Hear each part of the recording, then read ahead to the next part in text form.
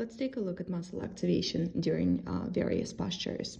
So before we look at muscle activations, we need to define concentric versus eccentric contraction.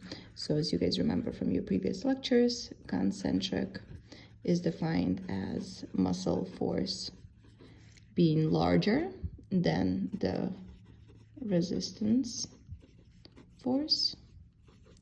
And eccentric is the opposite, is when muscle force is less than the resistance force. Okay, so let's take a look at the example I gave you in class, for the exam. We had a patient laying down. This is the patient's head. This is the patient's feet. Okay, so before we get to this example, let's just remember what we examined in class. We examined typically a standing patient, right? Patient in standing position, and the line of gravity in relationship to every joint. So we examined that in posture, and we examined that in gait as well. So in posture, we learned that if the line of gravity is posterior to any joint, it will create an activation of musculature anteriorly. If the line of gravity is anterior to any joint, it will create activation of muscles posterior to the axis of rotation. Same thing we learned in gait. If the line of gravity is posterior to the axis of rotation, the anterior musculature will be active. If the line of gravity is posterior to the axis of rotation, the posterior musculature will be active.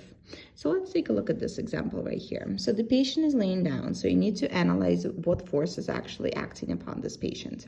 So we know that there is no external resistance, right? There are no cable columns, there is no ankle weight. So the only force that's acting upon this patient is the gravitational force.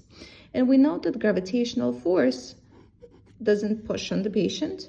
Gravitational force only pulls.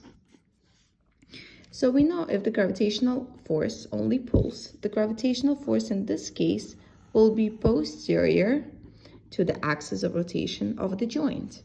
So if we know that the gravitational force is posterior, just analogous to the example in gait and in posture, we know that the activation of muscles will be anteriorly.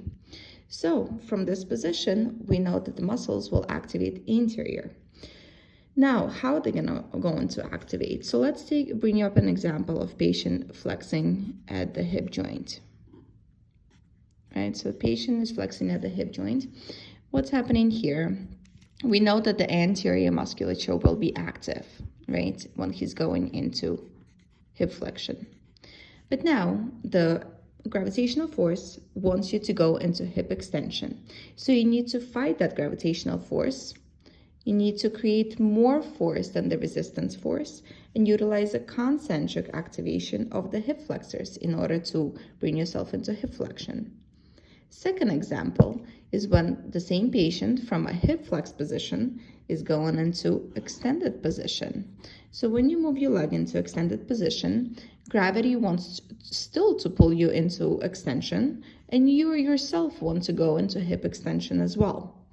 Because you want to go into hip extension, you have to slowly decelerate your hip. So the muscular force will be less than the resistance force because gravity in this case is winning. Gravity is doing what it wanted to do. It wanted to take you into extension, and it's taking you into extension. So you will utilize eccentric anterior musculature, which in this case, of course, it can be iliopsoas or rectus femoris, either or. Now, second example, let's see here. Same patient, but now the patient is facing down. So this is the patient's nose. Okay, patient is facing down, and this is patient's feet. Now, the line of gravity is not changing because the line of gravity will still be pulling on the patient. So the line of gravity is still inferior to the patient, right? If the line of gravity is inferior to the patient, that means that the posterior musculature will be working. So every time if the patient wants to go into hip extension, for instance, right, to lift his leg up, so we know that the posterior musculature of the hip will be active. How is it going to be active? Well, patient wants to go into hip extension, and gravity wants to flex the hip. So if we're doing the opposite thing of what the gravity wants us to do, we're going to utilize concentric muscular activation of the gluteal muscles in order to lift the hip into extension. Now, if we want to slowly decelerate the hip back to put it back on the plinth, we're going to use eccentric activation of the same musculature because the line of gravity is not changing here. The line of gravity is still anterior, well, in this case, inferior to the axis of rotation of the joint, right? So we slowly have to decelerate utilizing eccentric contraction of the posterior musculature, so gluteus in this case. Okay, I hope this was helpful for you guys.